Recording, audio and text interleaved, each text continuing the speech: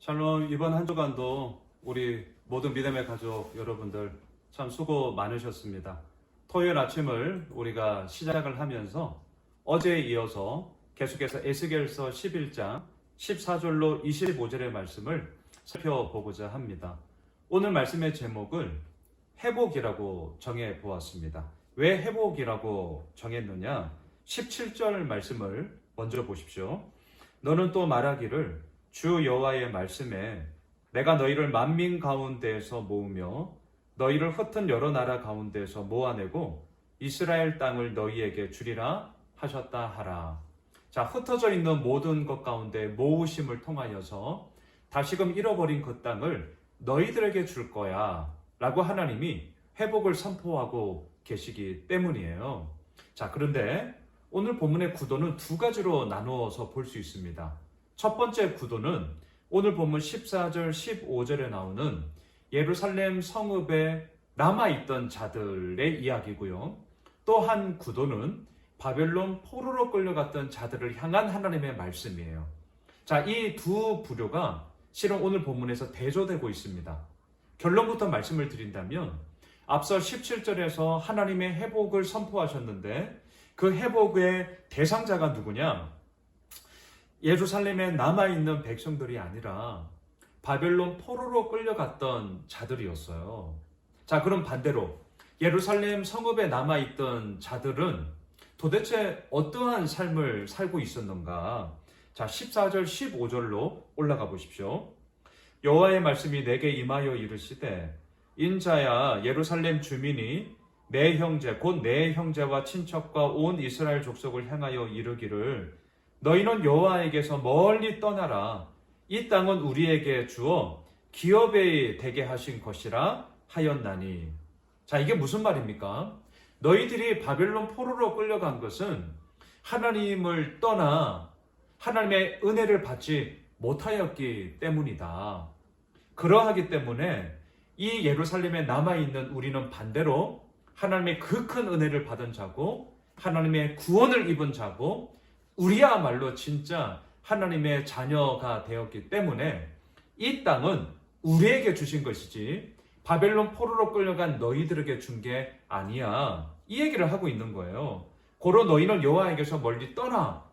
필요 없어. 너희들은 이미 하나님의 자녀가 아니야 라고 단정을 지어 버렸다라는 것이죠.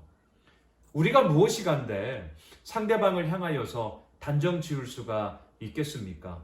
더군다나 이들이 바벨론 포로로 끌려간 것은요, 하나님의 구원을 받지 못함이 아니라 하나님의 은혜를 받지 못함이 아니라 하나님의 구원 역사 가운데 이 남유다의 모든 백성들이 다 하나님을 떠나 죄악 가운데 빠져 있었고 그들을 향한 하나님의 심판과 하나님의 징계로서 끌려갔던 것이죠. 하지만 17절에서도 얘기하는 것처럼 오히려 예루살렘 성읍에 남아서 이렇게 교만함을 떠들고 있고 자기들이야말로 진짜라고 판단해버리는 그들을 향한 회복은 말씀하지 않으셔요. 오히려 누구에게 회복을 말씀하십니까? 바벨론 포로로 끌려갔던 자들에게 오늘 하나님은 말씀하고 계십니다. 16절을 보십시오. 그런즉 너는 말하기를 주 여호와의 말씀에 내가 비록 그들을 멀리 이방인 가운데로 쫓아내어 여러 나라에 흩었으나 그들이 도달한 나라들에서 내가 잠깐 그들에게 성소가 되리라 하셨다 하고. 무슨 말이죠? 하나님은 멀리 떠나보냈지만 그들 가운데서도 함께 하시겠다는 거예요. 그들의 성소가 되겠다는 거죠. 그런데 16절에서 잠깐이라는 단어가 나옵니다. 자, 이건 잠깐은 무엇을 의미하느냐? 하나님이 잠깐 그들에게 성소가 되고 안 되겠다 이 말이 아니라 하나님의 성소, 하나님의 함께 하심은 하나님이 택한 백성들과 영원히 함께 계실지언데 이 잠깐이라는 얘기는 바벨론 포로로 끌려갔던 그 잠깐의 시간을 의미합니다.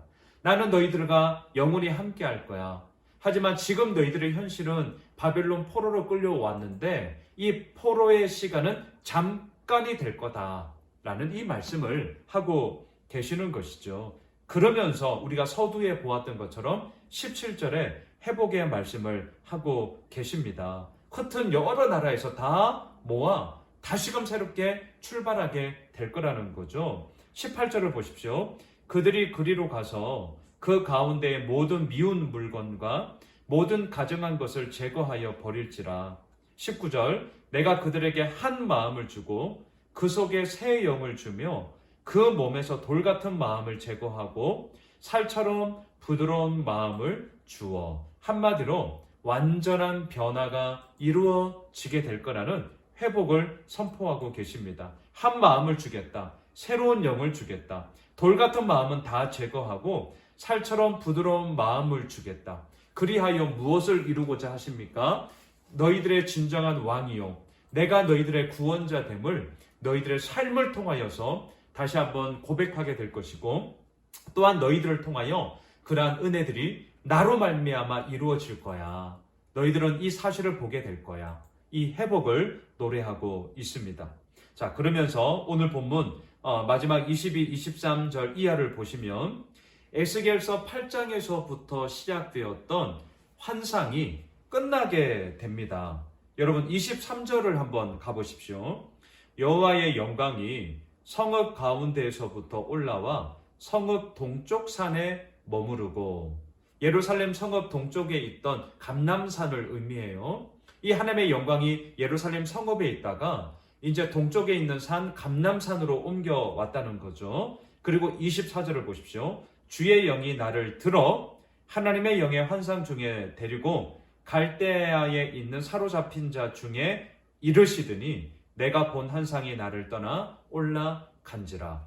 에스겔서 8장에서부터 시작된 하나님의 환상이 오늘 11장 24절에서 마치고 있습니다.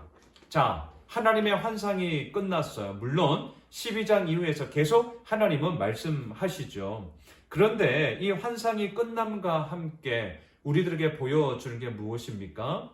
오늘 말씀의 주제처럼 회복을 분명히 하나님께서는 이루실지언데 그 회복의 과정에 이르기까지는 범죄와 교만함으로 하나님을 떠나버린 예루살렘 성읍 가운데서는 하나님의 영광이 떠나버리게 되더라라는 사실을 말해주고 있는 것이죠. 말씀을 정리하겠습니다. 이번 한 주간을 우리가 열심히 살았고요.